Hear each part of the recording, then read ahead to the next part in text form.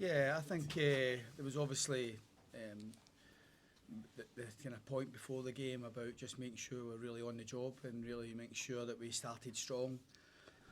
We've played 2 tough 90 minutes since Dundee last Saturday, so we were mindful of that. Also mindful that we had to get the crowd into the game today as well.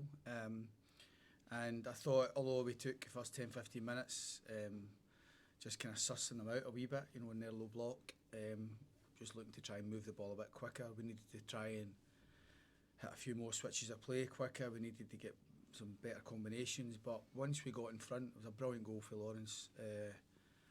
Like all good teams, I thought we never looked back from that, and I think that's a good sign for us. We stayed.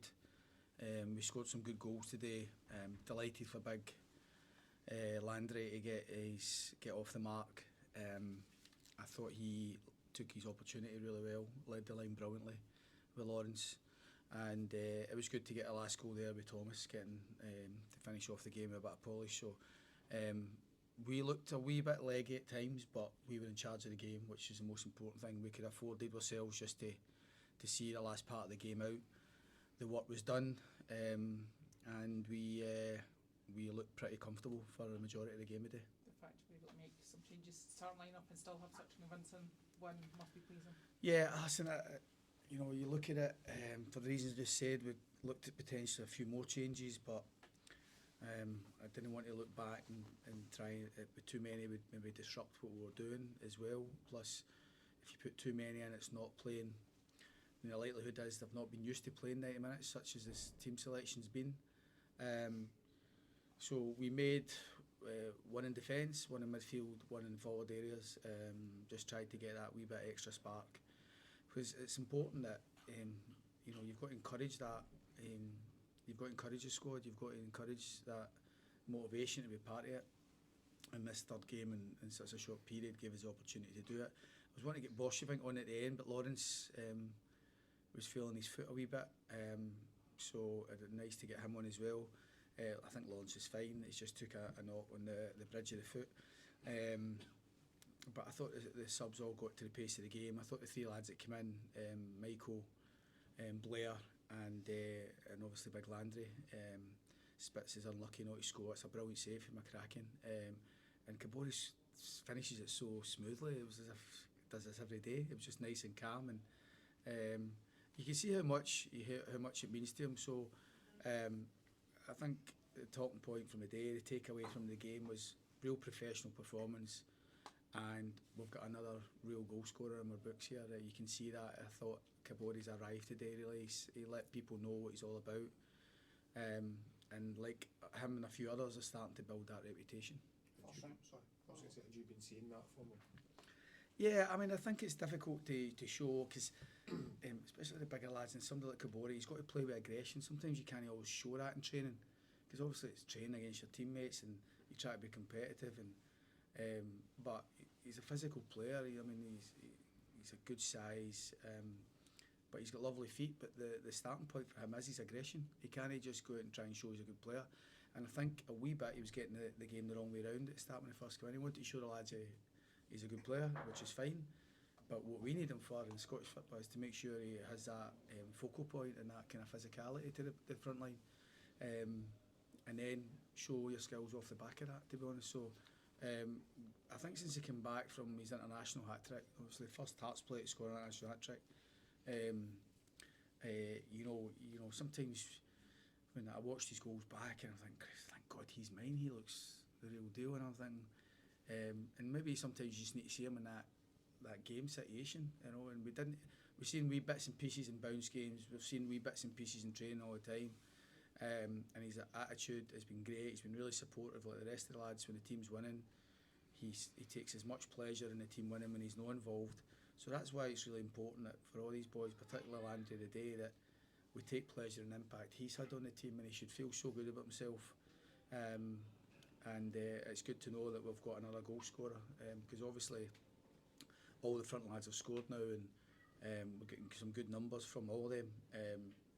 And as you know, the more options we have, different types of strikers, the better for us. First genuine marker point of the season, Derek.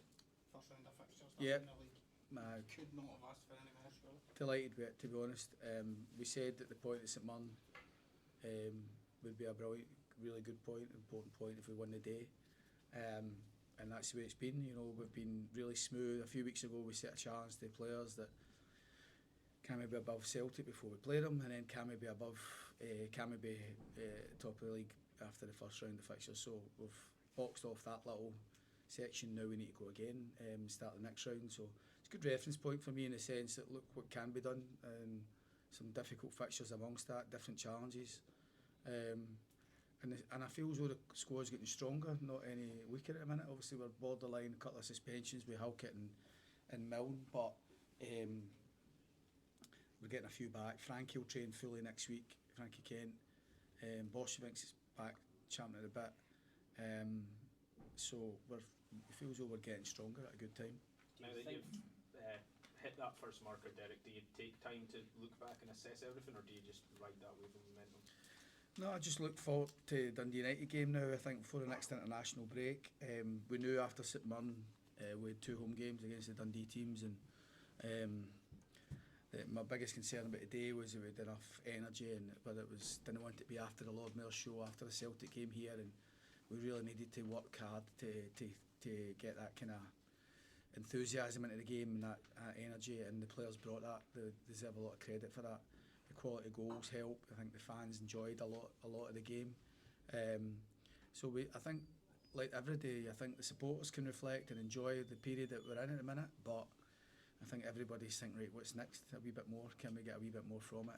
And that's where we are. So it's only November, but it's nice nonetheless to be top of the league in November. Do you think the resultant performance like today that might have teams second guessing coming in and playing so defensively? No, I can understand. Everybody's got to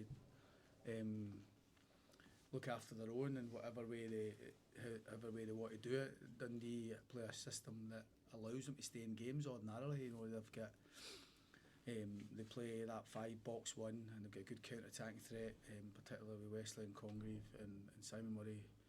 We know well. So